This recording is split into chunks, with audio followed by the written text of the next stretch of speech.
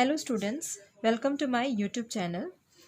आज जिस टॉपिक पर हम डिस्कशन करने वाले हैं वो एग्ज़ाम पॉइंट ऑफ व्यू से बहुत ही इम्पॉर्टेंट टॉपिक है, क्योंकि वो आपके क्वेश्चन पेपर का 10 मार्क्स कैरी करता है। तो चलिए स्टार्ट करते हैं आज का topic, article writing. Article writing देखने से पहले ये जानना ज़रूरी है कि आर्टिकल है क्या। What is an article? A piece of writing that is published in a newspaper or magazine। एक ऐसा रिटन सेक्शन जो आपको न्यूज़पेपर और मैगज़ीन में प्रकाशित मिलेगा, उसे हम आर्टिकल कहते हैं, जो कि हम हिंदी में कह सकते हैं लेख। जो लेखक अपने पाठकों के लिए कुछ ज़रूरी इंफॉर्मेशंस जो है वो कलेक्ट करके पब्लिश करता है। It may be for the purpose of propagating news, researching results, academic analysis etcetera.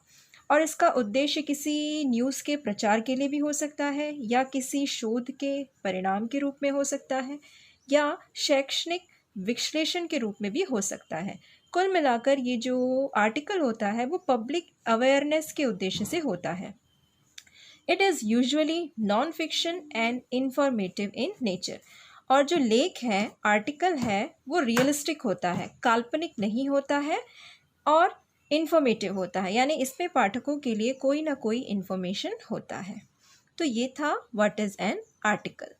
Now moving forward, इसका फॉर्मेट क्या है, किन फॉर्मेट को हम फॉलो करें एक अच्छा आर्टिकल लिखने के लिए। सबसे पहले तो आप ये जान लें कि आर्टिकल का वर्ड लिमिट 150 to 200 वर्ड्स के बीच में होता है। आपको ऐसे की तरह बहुत ज़्यादा नहीं लिखना है, 150 to 200 के बीच में आपका वर्ड लिमिट होना चाहिए। और फॉर्मेट का फर्स्ट जो स्टेप है वो है टाइटल। जिस टॉपिक पर भी आपको आर्टिकल लिखना है वो बीचों बीच आपका टाइटल रहेगा। उसके बाद उसके नीचे वाली लाइन में टाइटल के सेंटर से थोड़ा सा राइट साइड होकर आप लिखेंगे बाय, जो भी राइटर का नेम होगा वो। अगर आपके क्वेश्चन पेपर में राइटर का नाम दिया होगा तो आप वही नाम यूज़ करेंगे, अगर नहीं दिया है तो आप कोई भी नाम यहाँ पर बाय कर कर लिख सकते हैं।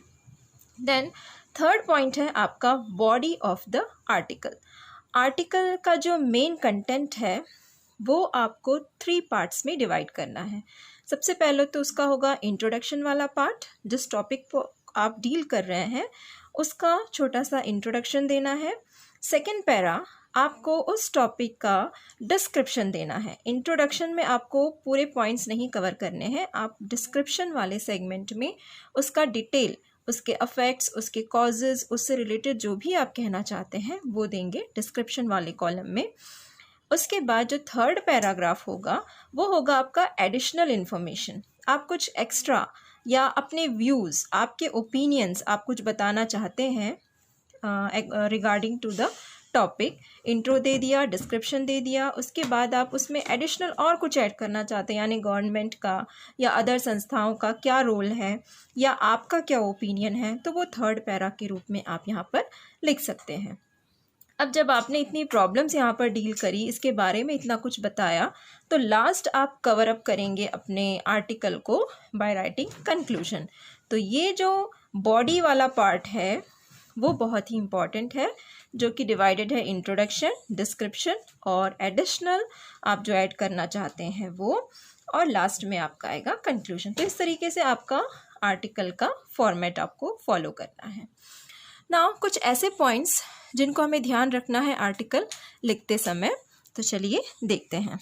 फर्स्ट आपको ध्यान देना है, always keep ready some catchy and famous quotations and slogans regarding various topics.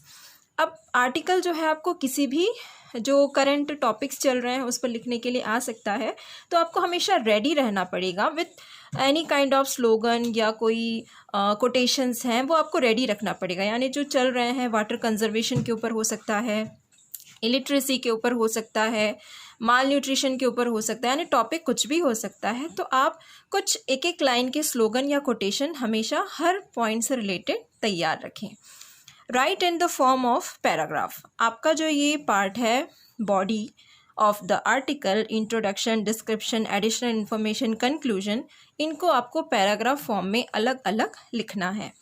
Make small sentences, it helps to avoid grammatical mistake. और आप कोशिश करिए कि आपका जो सेंटेंस फॉर्मेशन हो वो शॉर्ट हो, क्योंकि जितना आप शॉर्ट सेंटेंस रखेंगे उतना मिस्टेक्स होने के चांसेस कम हो जाती हैं। अवॉइड रिपीटिशन ऑफ आइडियाज़, एक ही सेंटेंस को घुमा फिरा कर आप ना लिखें, रिपीटिशन ऑफ आइडियाज़ को आपको अवॉइड करना है। Language should be easy for better understanding of the reader, reader के बेटर अंडरस्टैंडिंग के लिए आपको लैंग्वेज बहुत ही ईजी रखना है। ऐसा लैंग्वेज आपको प्रेफर करना है जो आसानी से एक बार में पढ़ने पर ही क्लियर हो जाए।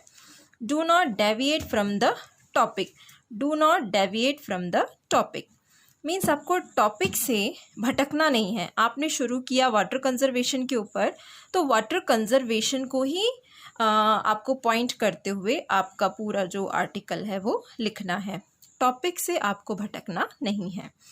Free to give personal opinion in 2 to 3 sentences, इसमें आप अपने ओपिनियन देने के लिए फ्री हैं, यानी आप अपने ओपिनियन, आप उस टॉपिक से रिलेटेड क्या सोचते हैं या क्या कदम उठाया जा सकता है उसके बेटरमेंट के लिए आप यहाँ पर उसमें इंक्लूड कर सकते हैं। Then next, no bondage of tense usage, इसमें टेंस यूसेज का कोई बॉन्डेज नहीं है। It depends on the topic with which you are going to deal, ये डिपेंड करता है कि आप कौन सा टॉपिक डील करने वाले हैं। यदि ऐसा कोई टॉपिक आप डील कर रहे हैं जो कि पास्ट में हुआ है तो आप पास्ट टेंस यूज़ करेंगे। करंट कोई अफेयर जो आप डील कर रहे हैं तो प्रेजेंट यूज़ करेंगे। फ्यूचरिस्टिक कोई टॉपिक होगा तो आप फ्यूचर टेंस यूज़ करेंगे, यानी इसमें कोई बॉन्डेज नहीं है। Write sentences in an organised manner along with proper grammar usage, proper punctuation usage, correct spelling and strong vocabulary। जो सेंटेंसेस आप लिखेंगे वो एक ऑर्गेनाइज्ड मैनर में होना चाहिए। मान लो आपने एडवांटेजेस लिखना शुरू किया, 3 से 4 सेंटेंस एडवांटेजेस लिखने के बाद आप उसके डिसएडवांटेजेस लिखना स्टार्ट करते हैं, बट 2-3 डिसएडवांटेजेस लिखने के बाद आपको कुछ और एडवांटेजेस याद आते हैं तो आप डिसएडवांटेजेस के बाद एडवांटेजेस को ऐड मत करिए। यानी एक ऑर्गेनाइज्ड मैनर होना चाहिए। आपने एडवांटेजेस लिखा, श्योर हो जाइए कि आप जितने एडवांटेजेस जानते हैं वो लिख चुके हैं, तभी आप आगे बढ़िए। बीच में आपको याद आ रहा है तो बीच में कहीं पर भी उसको ऐड नहीं करना है। ग्रामर का यूज़ सही होना चाहिए। अगर आप प्रेजेंट टेंस लिखना स्टार्ट कर रहे हैं तो आपको श्योर होना चाहिए कि आपका पूरा जो आर्टिकल है वो सेम टेंस को फॉलो कर रहा है।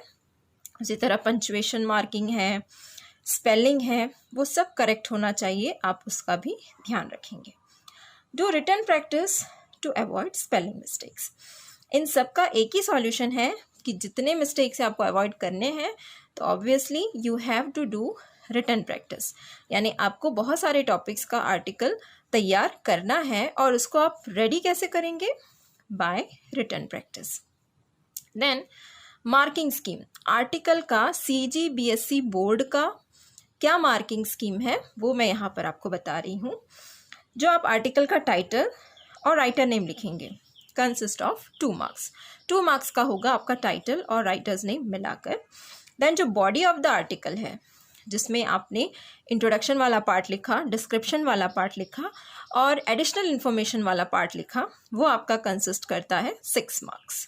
देन जो लास्ट आप एंड करेंगे कंक्लूजन के साथ प्लस होल एक्सप्रेशन, जो आपका एक्सप्रेशन है टोटल आर्टिकल का, वो आपका कंसिस्ट करेगा 2 मार्क्स। एक्सप्रेशन मीन्स जो आपने कोहेरेंस, स्पष्टता है आपके जो वर्ड्स आप यूज़ कर रहे हैं, जो सेंटेंसेस फॉर्मेशन कर रहे हैं आप, वो सही है कि नहीं, ग्रामर का यूसेज सही है कि नहीं, तो वो सारी चीज़ें इस एक्सप्रेशन में कवर हो जाएंगी।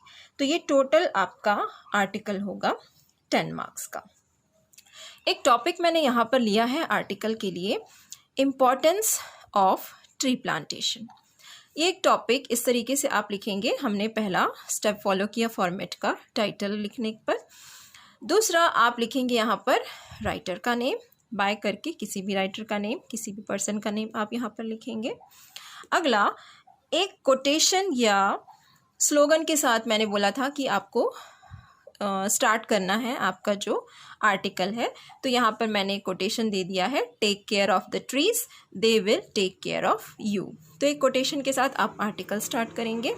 उसके बाद ये मेरा जो फर्स्ट पार्ट है ये है इंट्रोडक्टरी पार्ट, सेकेंड पार्ट है मेरा ये है descriptive part, next third para है आपका एडिशनल इन्फॉर्मेशन वाला पार्ट और लास्ट आपका आ जाएगा कंक्लूजन।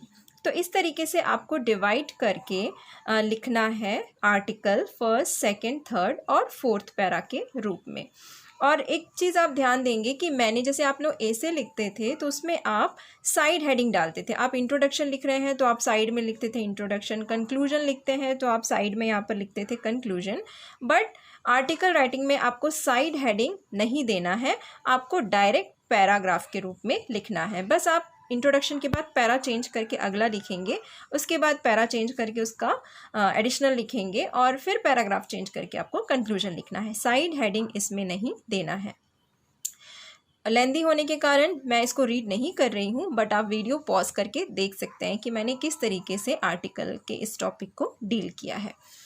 इसके बाद कुछ 5 टॉपिक्स मैंने यहाँ पर लिखे हैं जो एग्ज़ाम पॉइंट ऑफ व्यू से इम्पॉर्टेंट है। आप इसको आर्टिकल को रेडी करके रख सकते हैं। इसमें से जो शुरू के 3 है वो अभी CGBSE बोर्ड 2020 का जो 12th का पेपर हुआ था उसमें आया था।